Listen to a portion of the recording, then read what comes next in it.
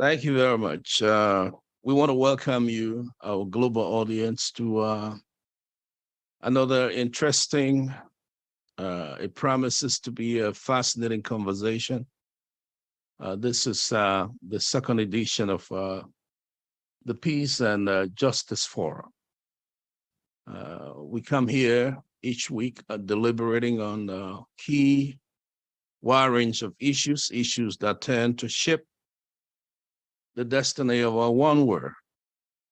It's a great privilege today to have an opportunity to be able to speak to a scholar who is not only a historian, he's a politician, he's an academic,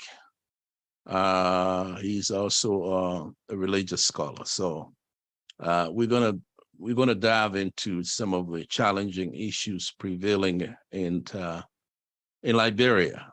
Liberia is strategically located on the west coast of Africa, and that it is regarded as one of those strategic beacons of hope in West Africa. It has been in the struggle for freedom for the African continent for many, many decades. Today, my guest is joining me from Minnesota, the United States. It's a great privilege to be able to have this opportunity to talk about our nation, the nation state of Liberia.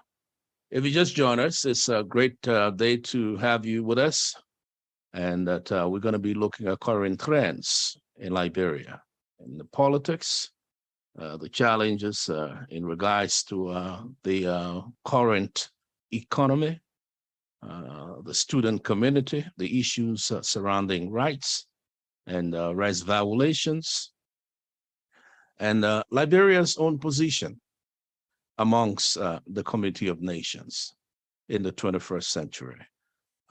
It is my honor to welcome our distinguished guest, Professor Alaric Tokpa. I don't know what I'll call you professor now, but I know a professor is always a professor, and a student leader. He's been in the student struggle. He's one of those progressives who've been fighting. They've been fighting for freedom for Liberia for decades now. And Alaric has been an icon to some of us, and I go all the way back to those years in Vonjama. I vividly remember I was just a teenager when you and a cousin of mine, and among some other student leaders, were detained by the Doe administration. And I saw my mom coming, and the news came on the radio, and they said, wow, they have arrested Petey, Alaric, and others. And they said they're going to put it on firing squad. It goes back. So I've been a fan of yours. I will leave the rest with the student struggle and, all of the engagement, whether it's with Gedamina Flomo, with Philip Jogu, and it goes on and on and on.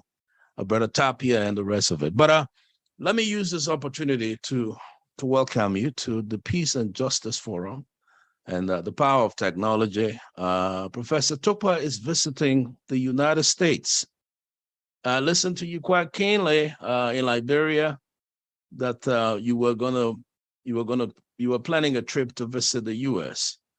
Liberia, there's just so much going on. Professor Tokpa, let me first of all welcome you to the show.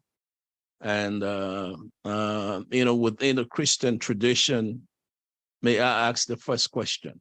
How is it with your soul, brother? Welcome. In the name of God and the poor people of Liberia who are praying very hard for the betterment of their country, I want to thank you for the invitation. Personally, I am in good health, but mentally, I am tormented on a daily basis because of the agony through which our people have continued to pass from government to government. Thank you for the invitation. Yeah, and you struck a key point. No Liberian, no genuine Liberian would say they would be in the right state of mind, taking into account everything that is prevailing in the country. You are a student of history. You are a political scientist. You studied Liberia for quite some time. The conundrum that we find ourselves in, if I may begin, the rule of law in the absence of a court system that is accessible and protective of every citizen. Those of us who are in the diaspora community, we watch on social media, we listen to the news, and we just see from day to day events that are occurring unprecedented in the nature of the country. Mysterious deaths, people who have been sodomized, children, boys, girls who's been taken advantage of.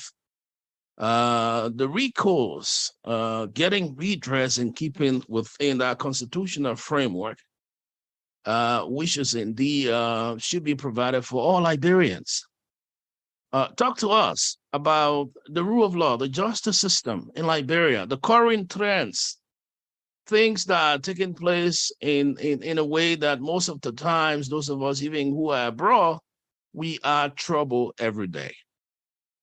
Is Liberia making progress in any way? The rule of law, its accessibility to the vulnerable, the weak, a court system that is not compromised. Where do we stand? I will not delve into details in my response to this question. Legal arrangement in Liberia is part of a system. Systems have peculiar characteristics.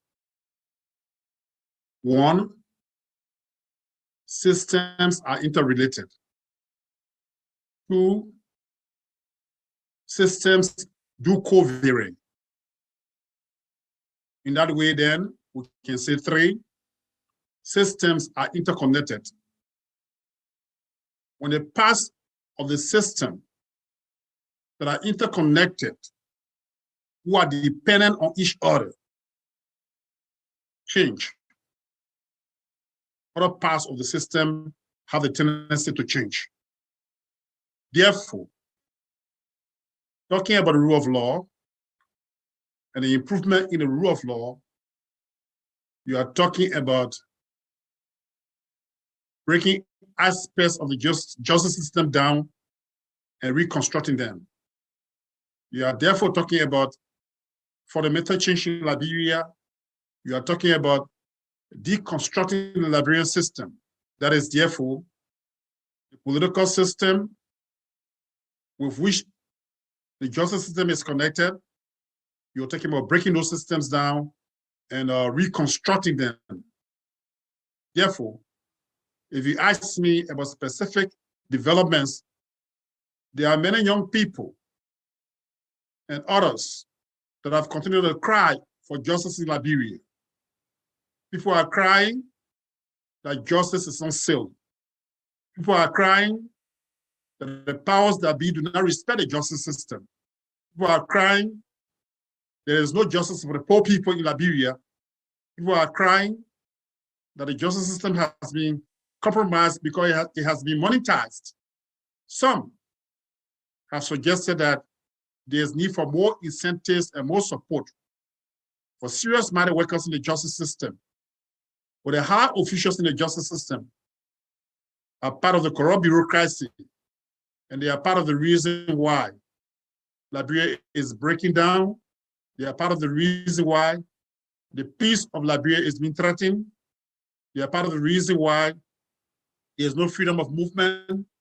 They are part of the reason why young girls are raped and killed with impunity, that armed robbery continues to be on the rise. They are part of the reason why criminals are jailed and taken out of jail.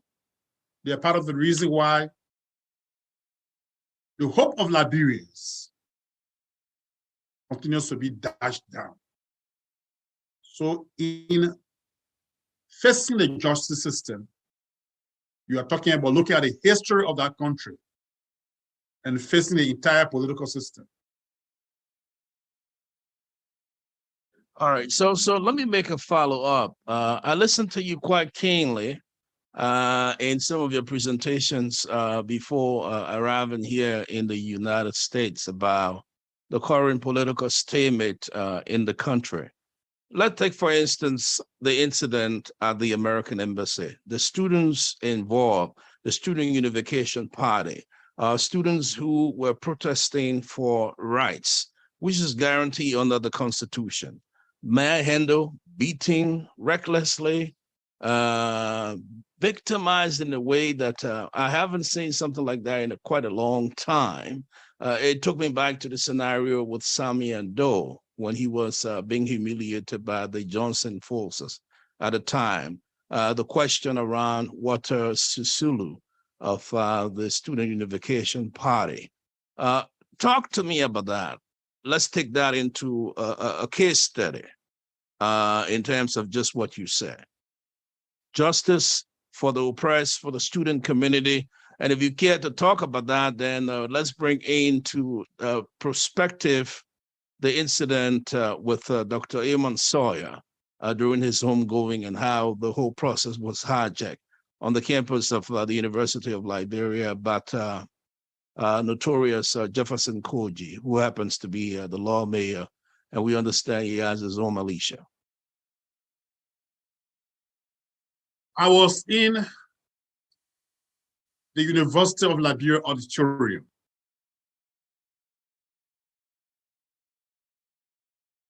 when that disruption occurred.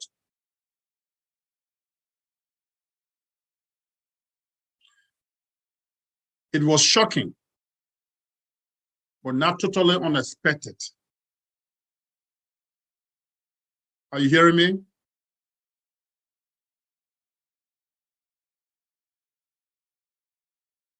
Are you hearing me?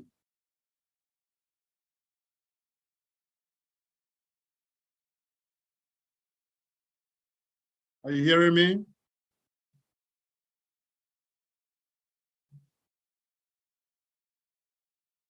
Go ahead, Comrade Tokpa. I'm listening. Are you hearing me? Yes, I'm hearing you. Go ahead. I said I was in the University of Liberia auditorium during the memorial service of Dr. Amon Sawyer when a disruption occurred. There is no way in which talks can disrupt such a very important national occasion if they are not backed by hostile officials. There's no way in which talks will be brave to disrupt such an occasion if the justice system is effective. There's absolutely no way in which talks, as we know them by nature, will be brave to disrupt such an occasion if they are not being paid. That aside, this is not the first time that students of the University of Liberia who struggle for national transformation, who struggle for change, who struggle for improvement in the national governance system have been attacked. The history is that mainly the leaders, members of the Student Unification Party have always stood beside the Liberian people in their struggle for the improvement and betterment of their society. In that process, the militants of SUP have been harassed, they have been beaten, they have been jailed, they have been maimed, some have been killed, so that history is not new. But the institutional arrangement and spirit of SUP, as we know it, is that the party will continue to stay alongside the Liberian people until final victory.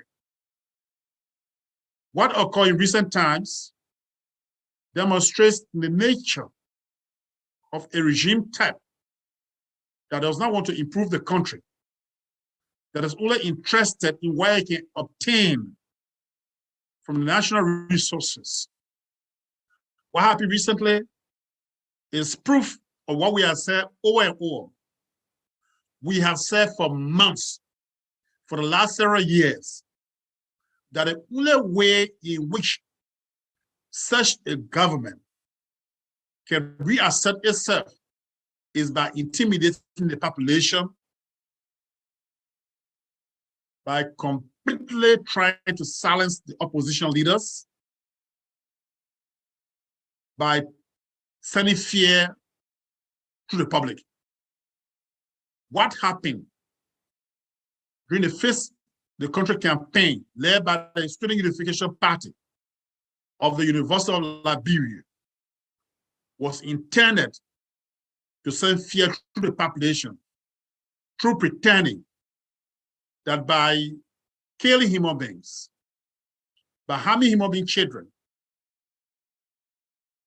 the fear sent to the population would disallow for the continuation of protest marches or demands for improving the country. But that is a lie. Fortunately, what happened was televised. During our days, the beating, the hurt, yeah, that's right, the harassment, the killing was not being televised. yeah. Chairmen of SUP have been killed, more than one of them. Standard bearers of SUP have been killed. Many Central Committee members of SUP have been killed. Many Politburo members of SUP have been killed. Yet the struggle continues. I do not speak on behalf of the Student Unification Party. I'm former Assisting General Secretary of SUP. I'm former General Secretary of SUP. But I do not speak on behalf of the Student Unification Party because I'm part of the veterans community. I graduated from that stage. When this government came to power, I advised that it is dangerous to continue to attack a vibrant student leadership and community. Because when our leadership and community decides to go on the ground, your government is finished. That's right. We should be thankful to the university student movement in Liberia that it is still expressing hope in a decadent government. If I were part of the leadership of the University of Liberia student movement, in the Politburo as I was, in the Central Committee as I was of the Student Unification Party, I was strongly advised the Central Committee and the Politburo that the first the country campaign under George Weah is over. Because George Weah is incapable, is disinterested in fixing Liberia. He has not taken interest in facing Liberia when you have all the brilliant minds, the many interested professionals that want to help. I know about professionals who have left the international community and gone to Liberia to help the Weah government. They ran them back. They ran them out. That is a shame. Who doesn't want his or her country to be fixed? But the Weah government lacks the know-how. It lacks the capacity. And more importantly, it lacks the interest in fixing the country. You know a leader by the people around a leader. That's when correct. a leader does not know and the leader does not want to know, that's even more problematic. What we have to do now is to ensure that Mr. Weah's government is giving a red card in 2023. Weah needs to leave. What we need to ensure that we elevate the debate to the level where we're talking about how to fix Liberia. Because Liberia will not be fixed under Weah. Yeah, but let me then make a follow-up in light of what occurred yesterday with the sanctioning of 3 of his key officials. The Port Managing Director, Bear Tuare, Nathaniel McGill, who sits at the Ministry of State for Presidential Affairs, and of course, the Solicitor General, Simon Serena Cephas. The Treasury came down in keeping with the Magnitsky Act to impose sanctions on these 3 officials, and the Treasury indicates there are more to come. What do you make of that situation? And I want you to talk to us a little more in terms within the context of the opposition. The opposition seems to be fractured, and there are conversations around trying to create a framework that will be able to bring some level of cohesiveness. This is about the stability of Liberia. This is about the well-being of the masses, the suffering people, the people in the trenches, people in the West Point, people in Bapolu, people that are all the way up there in Kolaho, people in Greenville, people in Lugatoronimba County, the people who are suffering on a daily basis in the absolute presence of opulence with those who are in political leadership at this moment. Talk to us, Professor Tokpa. The difficulty of politics is that much is easier said than done, as the popular saying goes. Okay. Expand on that a little. The difficulty of politics is that everybody do not agree on the same way in which to control government. So different political parties are organized. Different candidates rise up and take interest in leading government so that they can control government in a way in which they know best. Whereas there might be different styles of leadership, I think it's always important for a system to be established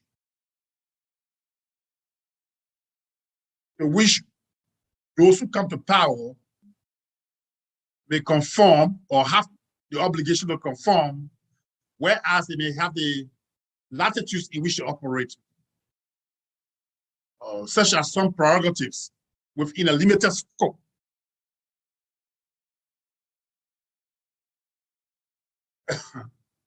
What are between blacks, whites, or people of other racial categories or nationalities? There are no seats up there in the world. But that's true. I mean, we're subject to, we are humans. So that is the reason why it is important to be able to put in place and entrench a system that the leaders must comply with. That is more guaranteed than even producing or supporting a leader because he says he has good heart, he says he's honest, he says he's the best. That's very important because background checks of the history of leaders are important, part of the consideration for putting them forward. Nevertheless, the one guarantee that is important is to put a system in place that the leader and his followers are obliged to comply with. To comply with. So that political manifesto that is needed now for Liberia in this particular critical time for the common good of all. What is that diagnosis? How do we find it? And how do we begin the process of healing? We can't continue to go the way we are going, realistically. The nation is in a very critical state. I'll go back to the question you asked, therefore. Mm-hmm. Despite the fact that the political class in the opposition may have differences, yeah, the national interest should constitute focus. It is for that very reason that even when the CPP broke down in Liberia, the CPP which give all of us hope, the opposition came together and decided that no, we have to continue to build the collaboration. We have to continue to build the solidarity because the Liberian people need this, and our reality and the dynamics of politics demands this. We therefore embark on the process of organizing the Democratic Alliance of Liberia. It is our hope that the Democratic Alliance of Liberia will bring the well-meaning opposition together. Our arms are open. It is our hope that even the opposition institutions and leaders who have decided that they want to go ahead and participate in these elections as individuals on a solo flight, it is our hope that we all continue to talk to each other and to ourselves in the interest of our country. We elaborate on these as the situation unfolds because we are in a process of bringing together the Democratic Alliance of Liberia, which was announced to Liberia and the world on May 25th, 2022. The second aspect of your question, having to do with the recent sanctions, right? Yes.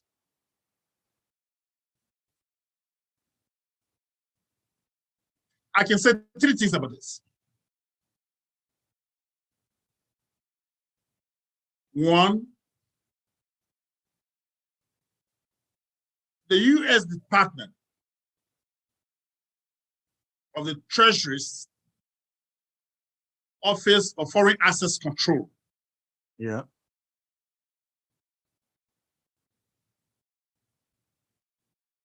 Has sufficient information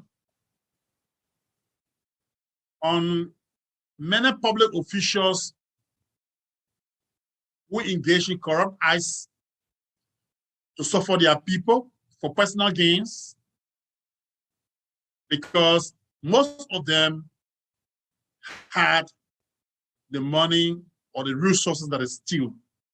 And that is the behavior of rogues. Rogues will always have what is stealing because they know that in general, they know that it does not belong to them. And that when they see that people will ask questions, right? Oh, yeah. Therefore, some of the best ways they have found to hide their stolen wealth is outside of the country.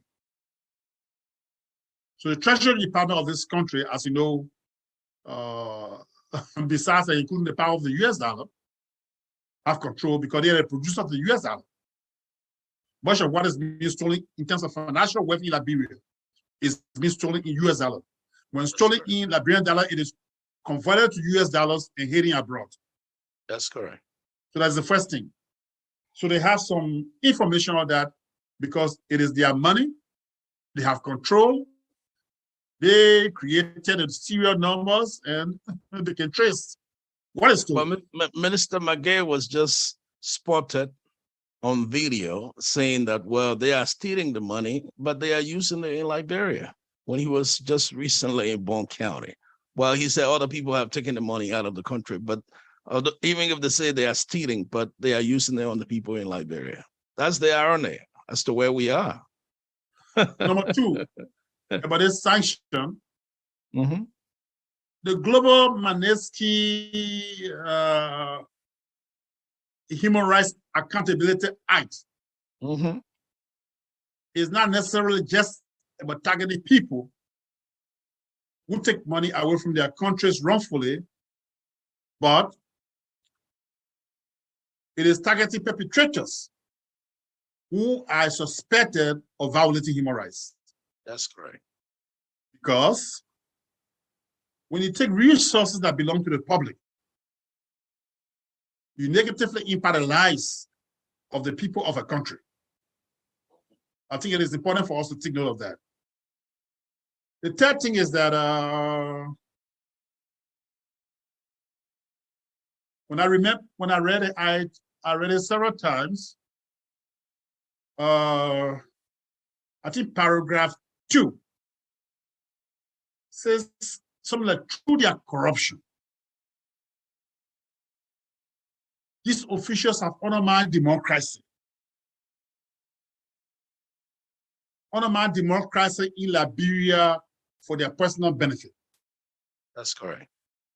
Yeah, it said that through their corruption, these officials have undermined democracy in Liberia for their personal benefit. Yeah. Which means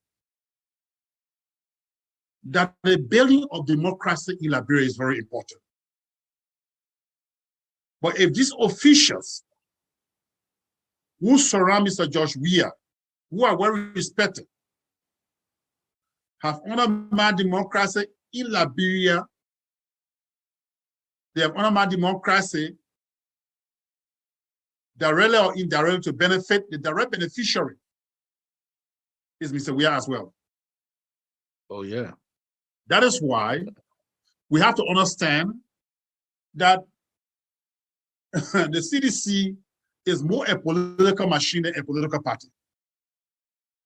For that very reason, to be able to build a democratic culture in Liberia, to improve the democratic culture in Liberia, it is important for us to work together in the opposition and show that we mobilize the Liberian people, give them adequate awareness so that Weah leaves power in 2023, so that the CDC government leaves power in 2023, so that we remove this government and begin to fix the country, because it is impossible for the country to be fixed under the Weah government.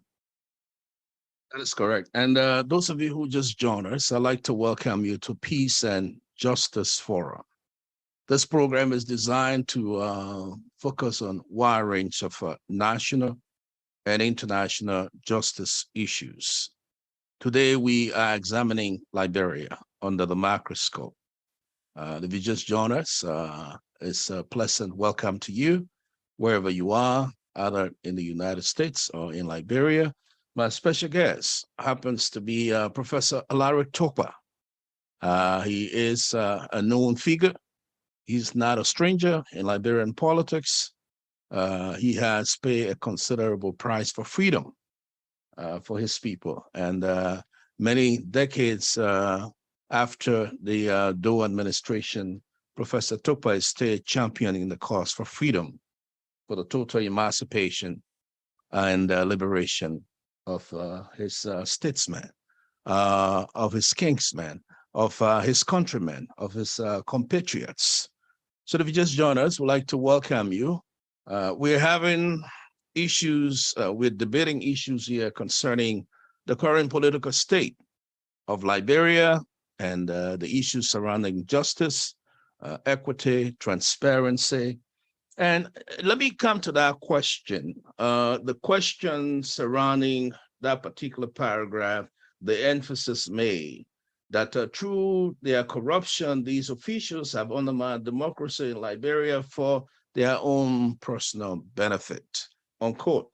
It was the Secretary of the Treasury making that emphasis, Brian E. Nelson. But let's look at the conversation there in keeping with that retrospection. Quality education is indeed a primary framework for the building of a better nation in this particular century, the 21st century. Do for us a comparative analysis.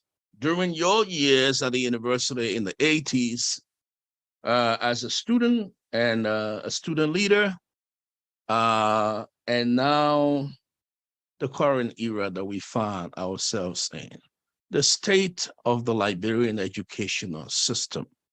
Talk to us a little about that. There was a breakdown of the educational system during the war years. We have said over and over, as we were taught, that it is easier to take power than to control power. Unfortunately, despite the fact, I know, I'm aware, and I have evidence that institutions and agencies in the international community were devoted to working with the post-war government to improve the educational system. Not much was done to do so. In fact, I think much of the support for the improvement of the educational system, girls' education, for example, university and primary education were also squandered in the post-war period. That is why I continue to say that if we do not pay attention to changing the system, the regime type that we have, this regime type is always based on corruption. Was not that the reason why Mr. Tokpa's government came down? Was that not a justification for bringing those government down? Partly, Taylor's government, which was in another league altogether, and successive governments. The campaign against Ellen's government is that there was too much corruption.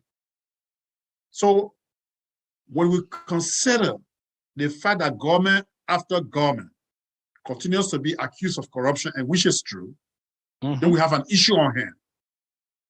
To fix an issue in the country, you have to go to the history of the country,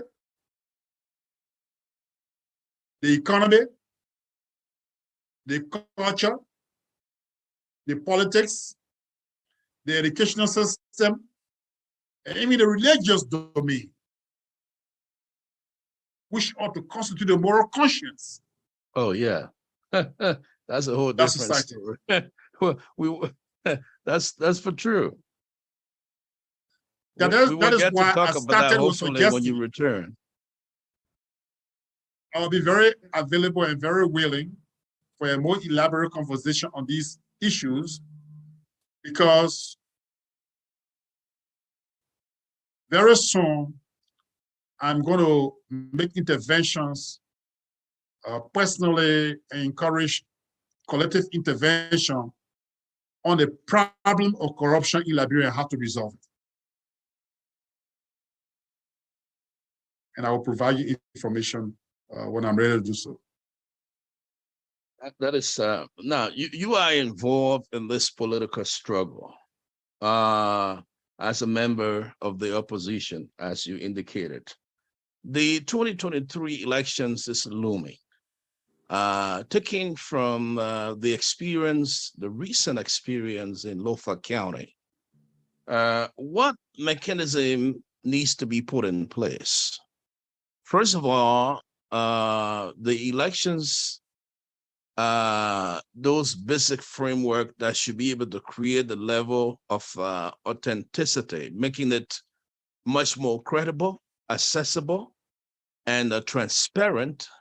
As we speak, doesn't exist. There's still a census that has not taken place over 10 years in keeping with the Constitution.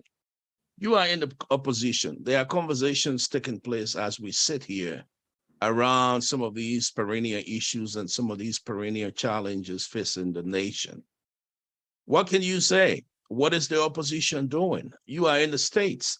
What are those conversations have you had with the partners here, congressional leaders, those who are friends of Liberia, those who are concerned about what is taking place, the atrocities in Liberia? What needs to be done to ensure, as you stated quite poignantly, that come 2023, we will be saying goodbye to George Weah and ensuring that there is an authentic, capable, qualified team that will come in at the behest and request of the people of Liberia through an electoral process to be able to begin the process of healing, the process of rebuilding, beginning to give the nation a life again, that our people can begin to breathe again.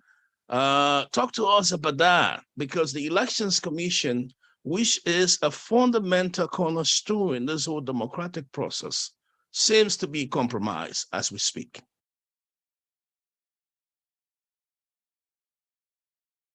Thank you. Before I returned to Liberia in 2004, after several years around the world and in the United States, I was invited to New York for a day to talk to UN officials about the sanctions regime that was coming on Liberia. That history is there. I went to the British Parliament. I had the honor of engaging British authorities on the Liberian question. We have established to our partners, the Friends of Liberia, the international authorities, and others who are key on developments in Liberia, that the prospects for holding free and fair democratic elections in Liberia are dependent on the census, the holding of the census, the transparent registration of voters, the migration to the biometric process of voting. Mm-hmm.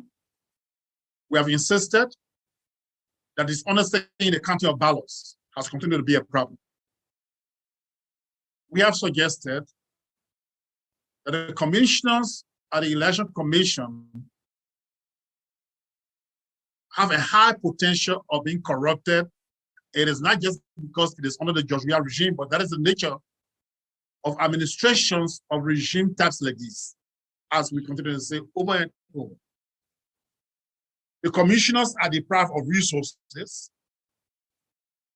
and on the eve of election, they are bribed.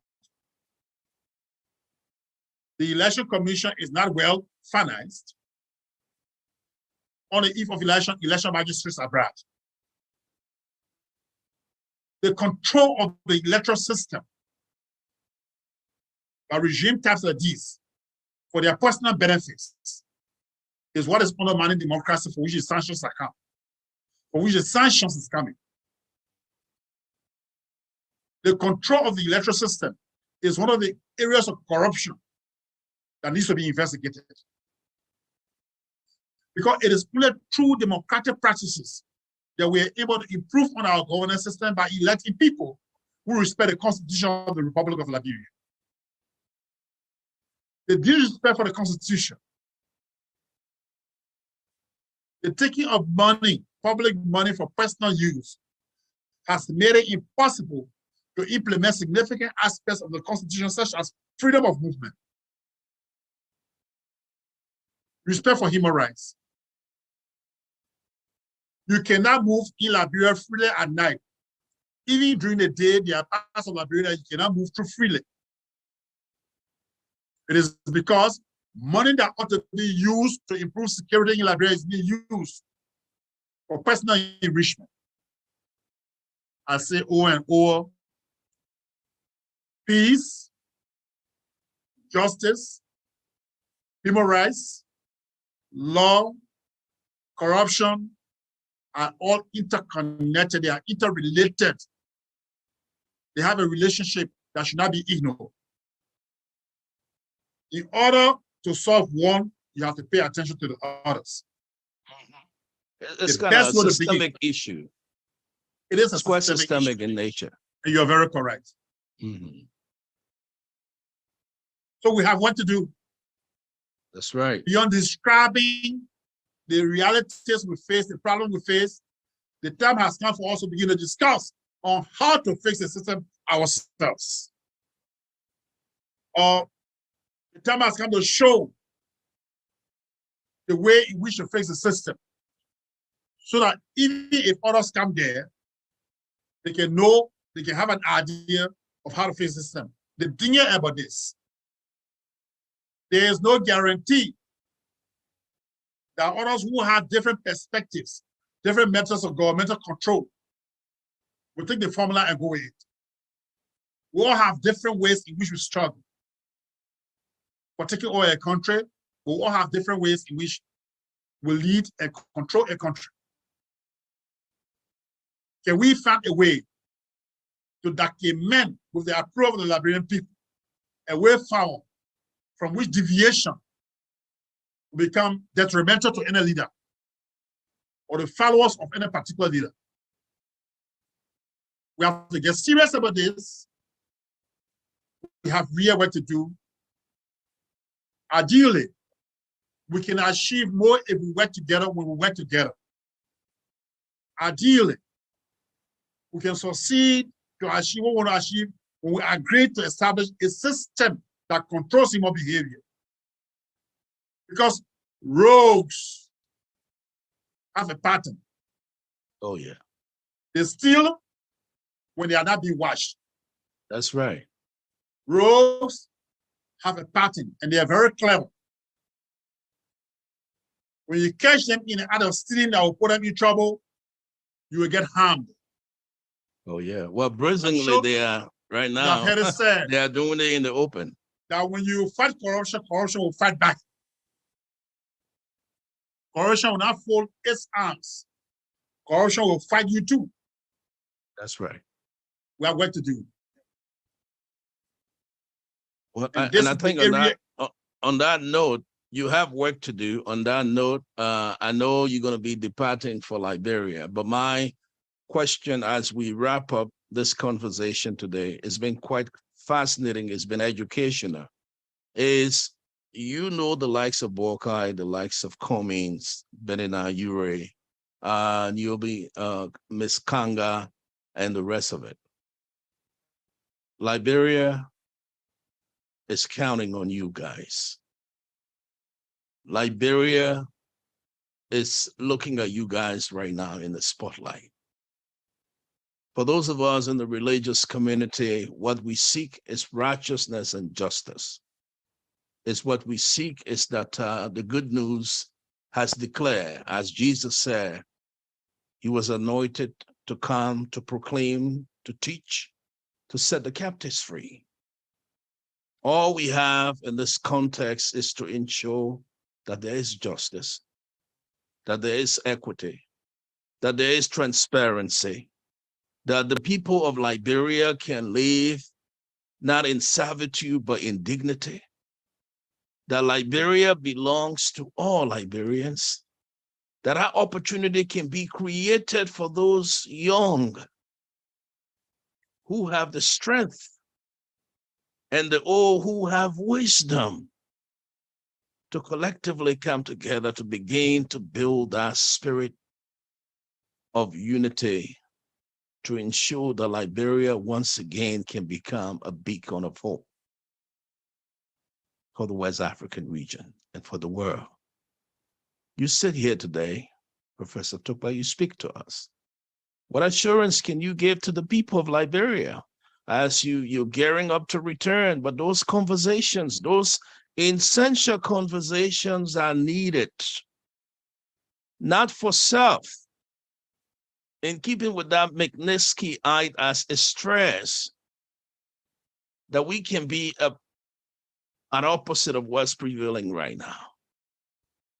Parallel opposite of what is obtaining, that those who seek wealth for their own benefits and not for the people. Democracy in itself is about the people, for the people, and with the people, in ensuring that there's opportunity for all. Talk to us today. What can you assure Liberians, both here in the US and those at home and other parts of the world? Since I was a young man, I joined my colleagues and my comrades to fight for freedom, freedom from unemployment, freedom from ignorance, freedom from hunger, freedom from disease. We fought for political freedom and economic justice. First assurance, I will continue to be part of that fight in any modest and humble way as I've been before. Number two, we will continue to work hard to ensure that substantive and well-meaning forces in the opposition come together in order to improve the governance system. We talk to each other and talk to ourselves about this. We know that there are some well-meaning people in the Weah administration, but they are limited because the system does not give them the possibility of performing to the best of their ability. We empathize with them. Some are there because they have to survive. It is their country. They have the right to work to ensure the upkeep of their families. But I can assure you that in the next 1 year, at least, not only will we work for the change of government administration, but efforts will be made to elevate a debate to include the areas in which much needs to be improved in Liberia. Talking about corruption,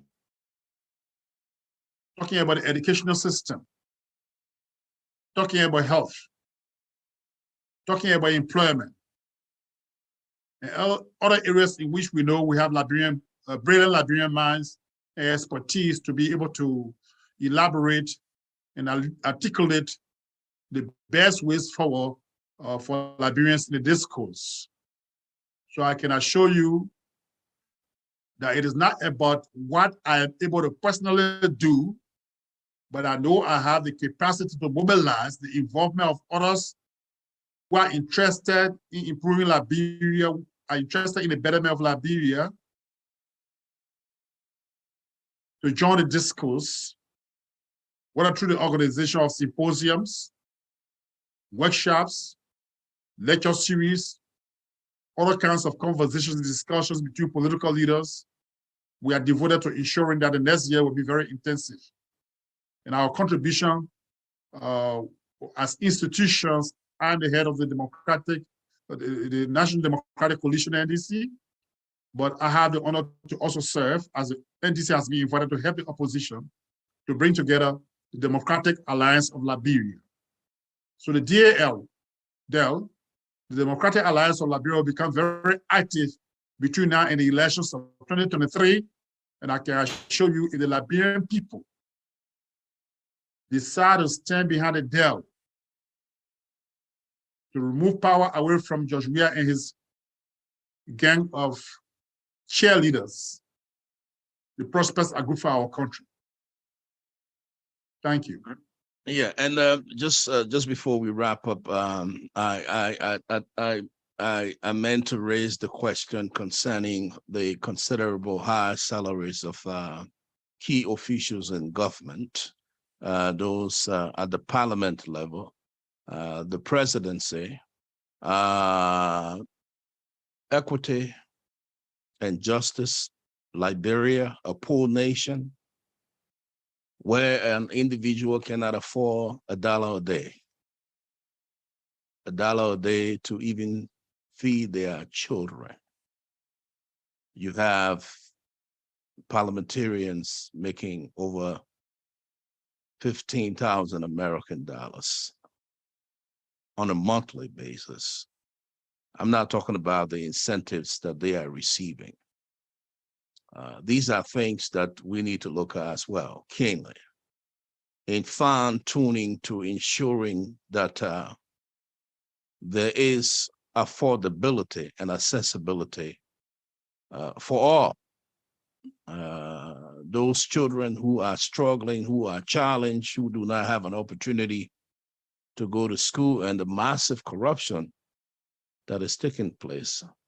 I want you to comment on that briefly. And President Weah today suspended these 3 officials with immediate effect. Some of us within the religious cycle outside of Liberia think that's too little, too cheap. He needs to go further to ensure that these individuals are dismissed. But you have your own thoughts.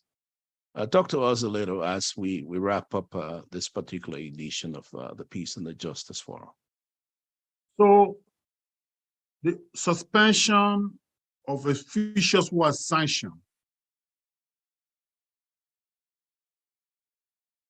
is not necessarily the answer to the most important question before us.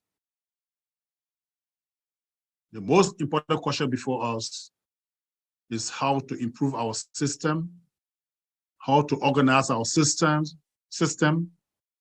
so that the practice of corruption that has undermined democracy, human rights, justice will come to an end, or at least will be minimized considerably. We have said over and over that even though people are standing online and voting, this is not a democratic system. It is an authoritarian system, and the nature of autocracy is that the imperial presidency or the executive branch of government controls the legislature and the judiciary. If that is understood, it is the reason why a president will encourage or allow such high salaries, and in addition to the high salaries, those in the legislature who agree with the president receive the brown envelope and even additional monies. Right. Such monies are provided because they are not accounted for. There are certain security agencies that you may not account for if you provide them money. They use all these means to be able to take money away from the system in ways that are not detected. So we have an authoritarian system when we should be building democracy. The legislature has the constitutional authority to work with Liberians and bring down a president in before elections. But a legislature that is benefiting from bribery, a legislature that is receiving extra money from aside from its pay, and a legislature that is receiving unreasonable pay will not cooperate to bring down a president that is providing them the means to get money that they do not deserve. So it means that the practice of corruption in the society is pervasive. The executive branch of government is corrupt. The judiciary is corrupt. The legislature is corrupt. Private business entities are very corrupt. If you want to see corruption, study the behavior of the insurance companies in Liberia.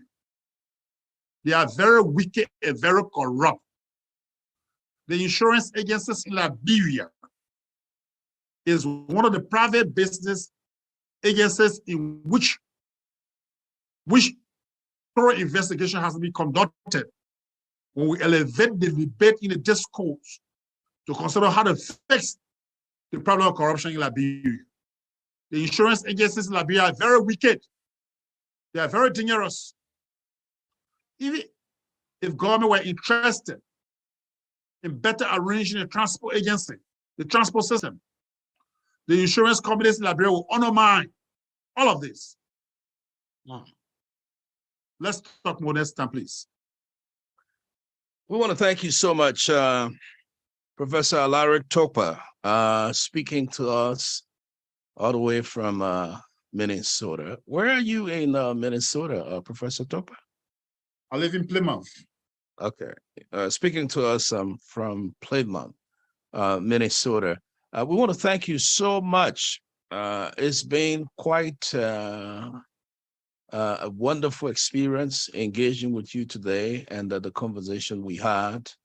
A tremendous level of education occurred here today over the past 1 hour. We want to thank our listeners. We are praying and hoping that we're going to engage Professor Tokpa upon his return to Liberia. We want to thank you. You have a very busy schedule here in the U.S. It's been a great opportunity having you with us. Let me get your parting words. Thank you for the invitation. I want to say again to all Liberians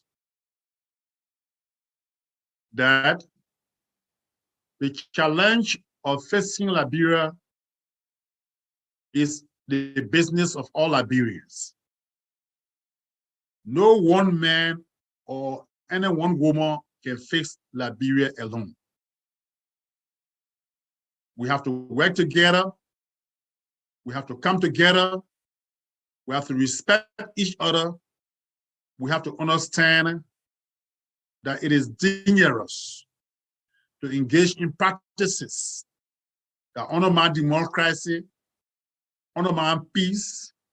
After 14 years of civil war, it is dangerous to engage in practices that undermine free and fair elections, that undermine the justice system, that undermine freedom of movement, that we have to pay attention to building our country in such a way that we improve and better our lives by ensuring that any government that comes to power pays attention to the obvious basic needs of our country: food security, education, health, housing, freedom of movement, and security for our young children. I want to thank you very much for this invitation. I want to say that no one Liberian can serve as a messiah in this drive to transform Liberia. The work is for all of us. All of us have a part to play. We must hold hands and depend on each other. You have a car, every part of that car is important in order for the car to move forward. I've talked about the system. You have a motorcycle, every part of that motorcycle is important to make the motorcycle function effectively. You have a bicycle, every part of that bicycle is important. You have a house, the bathroom in our house is important. The zinc on our house is important, or the thatch on our house is important. The rooms are important. Different parts of society need to always work together. Thank you very much. Well, on that note, we wrap up this edition of the Peace and Justice Forum, the voice of Professor Alaric Tokpa, a conscientious, genuine, committed, patriotic Liberian. I will leave the issue regarding education and just the role that you can play in sharing this considerable knowledge for those of our young people back at home and even abroad. But it's actually been quite a privilege having you with us today. And we're hoping we can do this again this time around, hopefully when you are back in Liberia. But I want to thank you so much for being a part of our program, the Peace and Justice Forum. And to many of you, our viewers, our listeners all around the world, we want to thank you. Liberia is a strategic country in West Africa. Liberia is a partner among the Committee of Nations. Liberia has had a long history of misrule. Liberia in this 21st century must begin to build. must begin to build a paradigm that is rooted in justice, equity, and equality for all. That is what we seek. And those of us in the prophetic tradition believe genuinely that all children of God are created equal in the sight of the Almighty God, the creator of the universe.